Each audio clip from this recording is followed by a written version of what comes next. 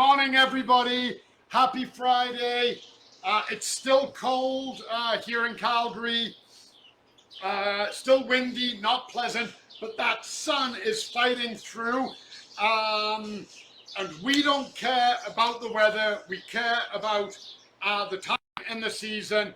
And it is spring, and ergo, it is Hawaiian shirt Friyay. I did a self-portrait. It's like looking in a mirror. It is. So, great to be back. What an amazing first week we've had. We started on Saturday with a webinar. On Sunday, we got to speak to our friends at Global. Well, I say our friends. I speak to a few, but then mainly I speak to Tracy, and she's awesome.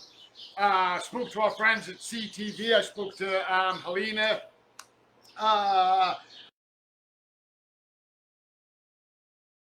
We're still going to be doing this, but then I run down to the call because we're doing a pop-up market.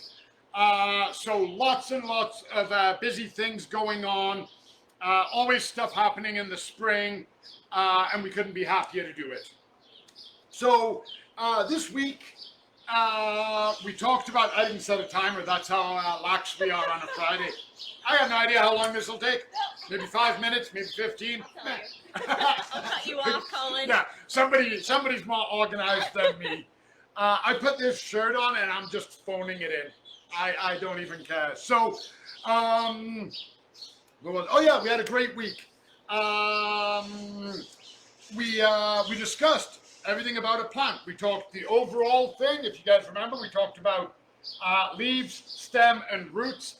How those three parts together is basically the encompassing definition of a plant. And then we talked about each part individually. We did some pop-up quizzes, and one of them was very interesting. I just want to go over something. So we asked the question, if you remember, we spoke about leaves. Specifically, so we broke it all down and we talked about what leaves do and what we look for and whatnot. And we asked a question, and the question was, what is the function of a leaf?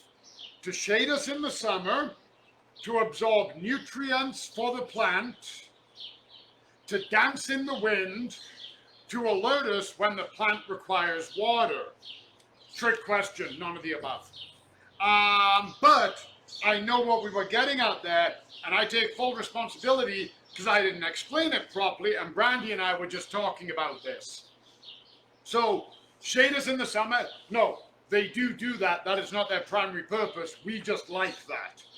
To dance in the wind, that's beautiful. I especially love aspens where it goes silver green, silver green. Yeah. That's my aspen impression. To alert us when the plant requires water. That's not one of their purpose because they're not growing for us. That is actually a defense mechanism, but it's a great way for us to be able to read their body language and help them. But the correct answer was to absorb nutrients for the plant. Leaves don't actually absorb nutrients. The roots absorb nutrients. What leaves do is they process sunlight. So the second question there was, what is a plant's source of food? Sunlight, fertilizer, water, or pollinators? It's only pollinators if the plant is a carnivorous plant like a pitcher plant or a Venus flytrap. Other than that, it's sunlight. So the mistake there, Brandy and I were just talking about it, was nutrition and food for us is basically the same thing. If we're talking about, oh, did you get enough nutrition? It's another way of saying, did you eat today?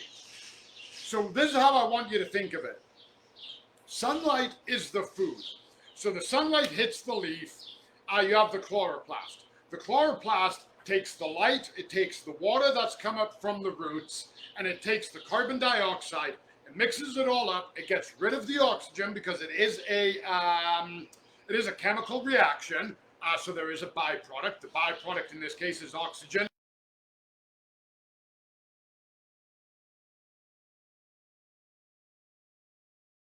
Glucose and fructose to us is food. And then when we talk about nutrients for plants, we're talking about fertilizers and soils and all of the stuff you can find in there, the NPK. We'll talk about fertilizers further on. But the nitrous, the phosphorus, and the potassium, and then the boron and the copper and all of that good stuff. But that's the nutrition. So think about it like this. If you take supplements, iron pills, calcium, whatever, and you have food, okay? If you don't take the supplements and you eat the food, you'll live. You might not be as healthy as you can be, but you'll live. You add the supplements, wonderful. You take a plant, you give it no fertilizer, but give it the sunlight it needs, it'll live. Could it do better? Absolutely, but it'll live. You take that same plant, give it all the fertilizer, the best soil, everything, and give it no sunlight, it will die. So that is the difference between when I refer to food and nutrition. The chloroplast photosynthesis, that produces food. Nutrition is absorbed through the roots. So sunlight is absorbed through the leaf into the chloroplast, processed into sugars and oxygen. The roots absorb nutrition and water. My bad, I didn't explain it. That's why during webinars I always say, if you can't keep up with what I'm saying, ask me. Whoa, oh, earthquake. Sorry. We got an earthquake going. I'm just kidding. It was just Brandy kicking the, I was about to say kicking the bucket, but that isn't. No, please no. Please no. That was Brandy tripping over the stand we have our camera on. Much better way of saying it. So, that breaks down leaves and nutrition, and I hope you understand that better. And then, so on that, we asked as well, what are the two main processes or purposes of a leaf? The two main processes in a leaf, and it is indeed respiration, which is intaking carbon dioxide and then pushing out the waste product, which is oxygen, and photosynthesis. They happen at the same time. Different features. The plant is breathing. It's doing a gas exchange through the stomata or stomato. Oh yeah, I forgot about that. But at the end of the day, those are the purposes for a leaf. Color, like this one, Creeping Jenny. My wife's name is Jenny. So this is Creepy Jenny. Creepy Jenny. That would be way better if it was a red plant. We love the color. The leaf is amazing. That's purely on us. We've just decided to like that leaf. Much like we decide to like these color flowers and whatnot. Plant doesn't really care. It's not doing it for us. Then we asked, where are the leaves located on cactus?